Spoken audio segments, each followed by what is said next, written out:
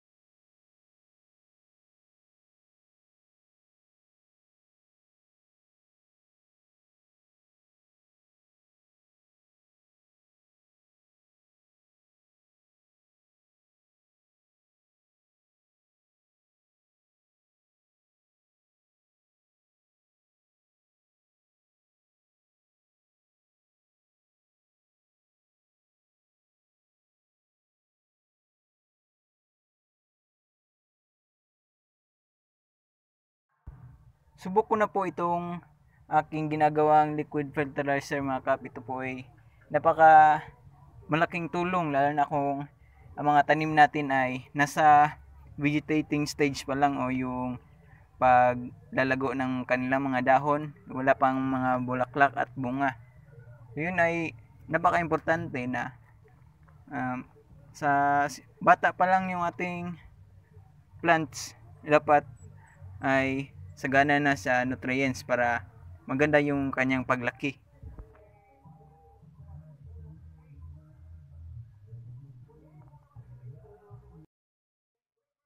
So yun, dumako naman po tayo sa procedure mga kap. Yung ginagawa ko po sa aking paggagawa sa paggawa ko po ng aking liquid fertilizer is, ang measurement ko po is kada 16 liters ng tubig o isang balde ng tubig, ang nilalagay ko pong cow manure ay nasa 2 and mga 2 or 2 and a half kilos yung nilalagay ko sa 16 liters of water. At yun po, ilagay natin yung mga nakuha nating cow manure sa isang balde ng tubig equivalent of 16 liters para po ibabad ng isang gabi or 24 hours. Or depende sa inyo, o kung gusto nyo mas matagal, pwede rin. Para ma-ferment yung ating magiging liquid fertilizer. At pupunta sa tubig yung nutrients na meron sa ating dried cow manure or carabao manure o dumi ng baka.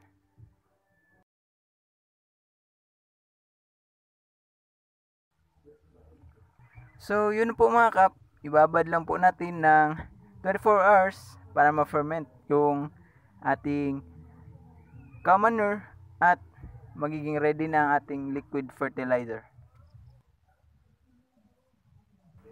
So after 24 hours po mga kap, ito na po yung itsura ng ating ginawa.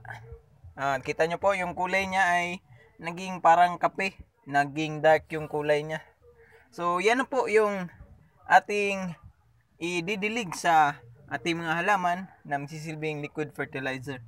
So bago po atin munang i-shake yung ating ginawa gamit yung kahoy or anong gamit natin, ating ihalo-halo bago natin i-apply.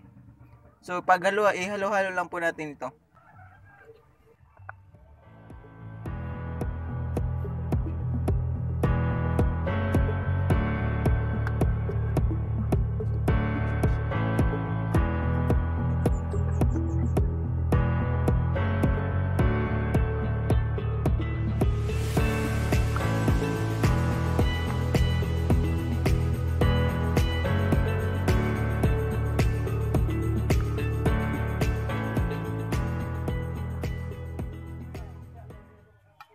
At sa application naman po mga kap, yung gamitin natin ay ang can ng sardinas.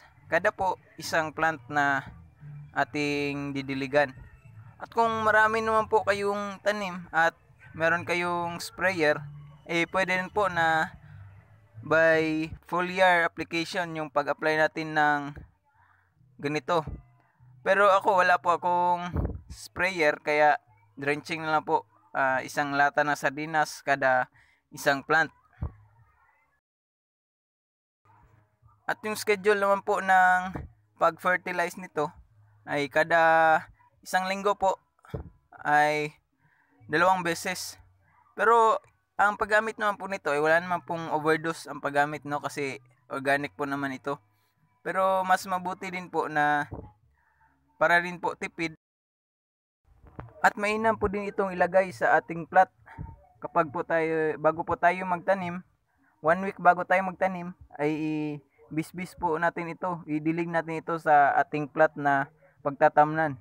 Lalo na po kung mga leafy vegetable ay mas maganda po.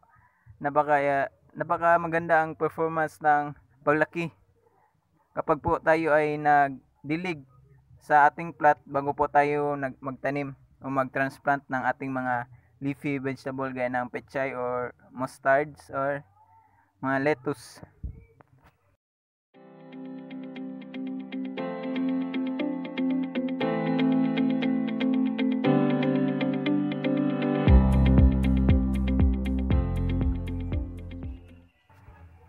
Kapag ubos na po yung ating liquid fertilizer, pwede pa po natin yun lagyan ulit ng tubig hanggang sa pangatlong beses. Ay pwede pa po. Marami pa po yung pwede nating makuha na liquid fertilizer. At second choice naman po, pwede po natin yung kunin yung tirang cow manure or dumi ng baka at ating durugin po at ilagay natin sa, kung meron tayong compost bins, pwede natin yun gawing compost, ihalo natin sa ating ginagawang compost na pwede natin i-apply kalaunan. At yun nga po mga kap, marami pong salamat sa panonood at sana po marami kayong natutunan ngayon. Sana po subukan nyo rin ng ganitong pamamaraan ng liquid fertilizer at para po organic yung ating mga tinatanim at safe sa atin po. And thank you po. Please like and subscribe po sa aking channel and click the notification bell po para updated pa rin tayo sa bago pang videos. Keep safe po sa ating lahat and marami pong salamat. Happy gardening po!